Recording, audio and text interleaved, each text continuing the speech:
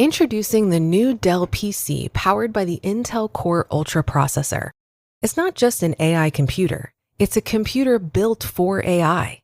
That means it's built to help do your busy work for you, so you can fast forward through editing images, designing presentations, generating code, debugging code, running lots of apps without lag, creating live translations and captions, summarizing meeting notes, extending battery life, enhancing security, finding that file you were looking for, managing your schedule, meeting your deadlines, responding to Jim's long emails, leaving all the time in the world for more you time and for the things you actually want to do. No offense, Jim. Get a new Dell PC at dell.com/AI-PC. How those ahead stay ahead. The holidays have arrived at the Home Depot, and we're here to help bring the excitement with decor for every part of your home. Check out our wide assortment of easy-to-assemble pre-lit trees so you can spend less time setting up and more time celebrating. And bring your holiday spirit outdoors with unique decor like one of our Santa inflatables. Whatever your style, find the right pieces at the right prices this holiday season at the Home Depot. This is Optimal Finance Daily, 100 Countries or an S.U.V. by Chris Guillebeau of chrisguillebeau.com. Traveling between Budapest and Prague in the summer of 2004, I suddenly realized how comfortable I felt with the process of moving from place to place.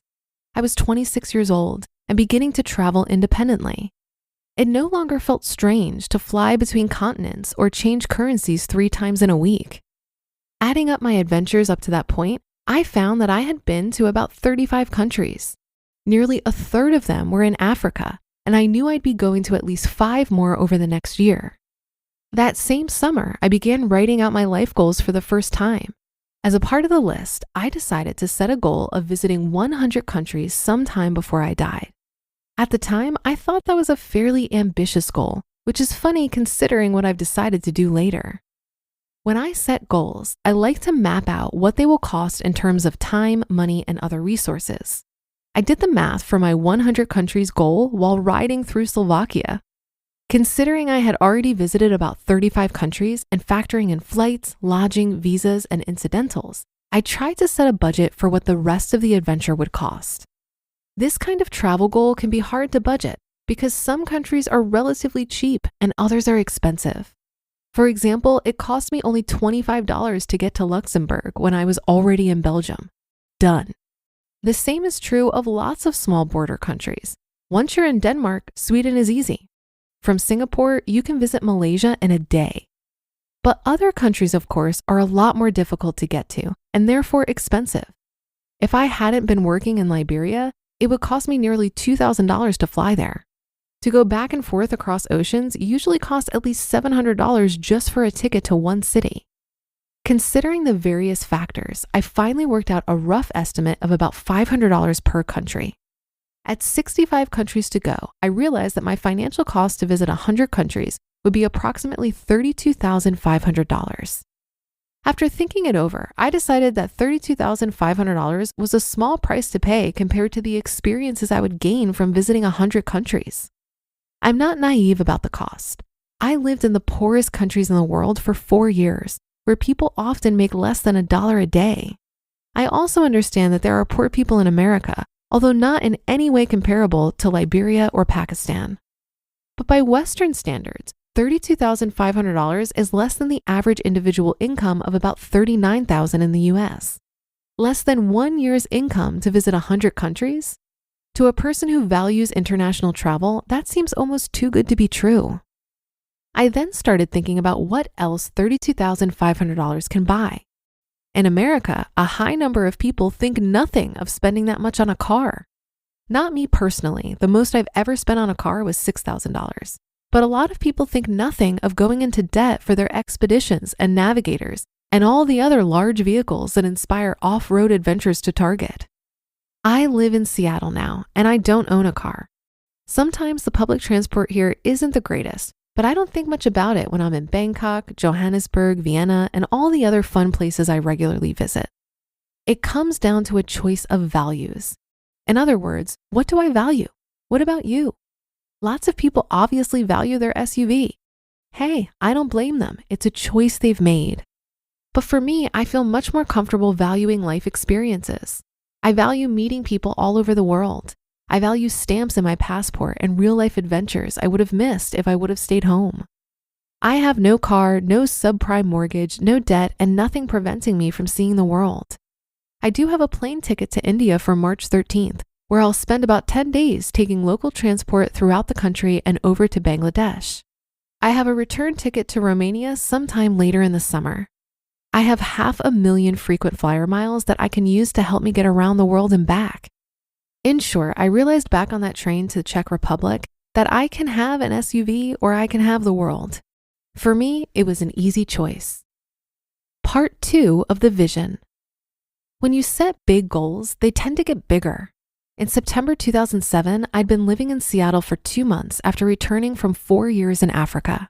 It was the longest time I'd spent in the US since 2001, and I needed an adventure before I began a new graduate school program at the University of Washington. I bought a Circle Pacific ticket to Asia that allowed me to visit 4 places for the price of one. I chose Hong Kong, Vietnam, Burma, and Singapore. My first stop was Hong Kong, a beautiful city that I've been dreaming about visiting since I was a teenager. I walked around the city for 6 hours every day for 3 days in a row. I took the metro line as far as it would go in each direction, got off, and walked back to the city center. I absolutely loved it. Before I went back to the airport on my last day to head for Vietnam, I took the ferry over to another Chinese colony. On the ferry, I sat thinking about my goal of visiting 100 countries. It's really going to happen, I thought. And then I realized the next part of the goal, which was seemingly logical, but I had never considered before. Why not go to every country in the world? An hour later, 12 songs on my iPod had gone by and I had filled 2 pages of journaling in my moleskin with thoughts about this challenge. I'll be writing about the adventure on this site throughout the rest of the year. You're invited to follow along the journey as I travel to 20 plus countries in pursuit of the goal this year. You just listened to the post titled 100 Countries or an S.U.V. by Chris Guillebeau of chrisguillebeau.com. Imagine you're a business owner who has to rely on a dozen different software programs to run your company, none of which are connected, and each one is more expensive and more complicated than the last. It can be pretty stressful. Now imagine Odoo. Odoo has all the programs you'll ever need, and they're all connected on one simple, easy-to-use platform, giving you peace of mind that your business is always being taken care of from every angle. Odoo has user-friendly open-source applications for everything. We're talking CRM, accounting, inventory, manufacturing, marketing, HR, and everything in between. Basically, if your business needs it, Odoo's got it. Odoo sounds pretty amazing, right? So stop wasting your time and money on those expensive, disconnected platforms and let Odoo harmonize your business with simple, efficient software that can handle everything for a fraction of the price. It doesn't get much better than that. So what are you waiting for? Discover how Odoo can take your business to the next level by visiting odoo.com. That's ODOO.com. Odoo, modern management made simple. So, you're about to make a trade based on a friend's text. But which you do you listen to? Is it, "Oh, we could buy a house in Tulum"? Get optioning those options. We could lose everything. Or, let's do a little research. Get your head in the trade and make the investment decision that's right for you. Learn more at finra.org/trade-smart. Chris highlights a great point that we talk about a lot on this show. How can we better align our spending with our values? It's not an easy question to answer because I've seen in my own journey that many times I'm incorrect about the things I think I want or value. I've come to learn that money is only as valuable as your clarity on how you're going to use it and your comfort level with how much is enough. But getting clarity can be difficult. And I think in addition to asking yourself some questions about what you really want, You also need to take some action to test your assumptions about what you think you want. And sometimes this requires you to spend some money, and that's okay. So for example, ever since I was a kid, I always imagined myself on a stage somewhere singing. It was something that I really thought I wanted to do in some capacity. And I would have moments where I would try to take it more seriously by looking into taking singing lessons or finding other outlets for it. Then one day, a School of Rock, which is a music school franchise, opened down the street from my house. They had an adult program, and I felt so strongly that this was my moment. I trained for 4 months every single day to ultimately perform in front of 100 people in a one-hit wonder show. I finally got to experience what I had been visualizing in my mind nearly my whole life. I assumed I would feel the feelings I imagined when I visualized myself on a stage. But when the show was over and my bandmates were basking in the glory of a great performance, all I could feel was relief that it was over.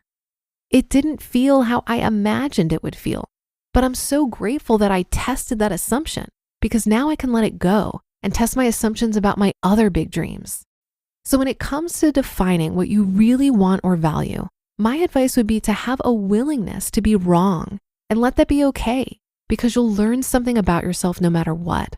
And also take action, no matter how small, to test your assumptions because getting some clarity is priceless.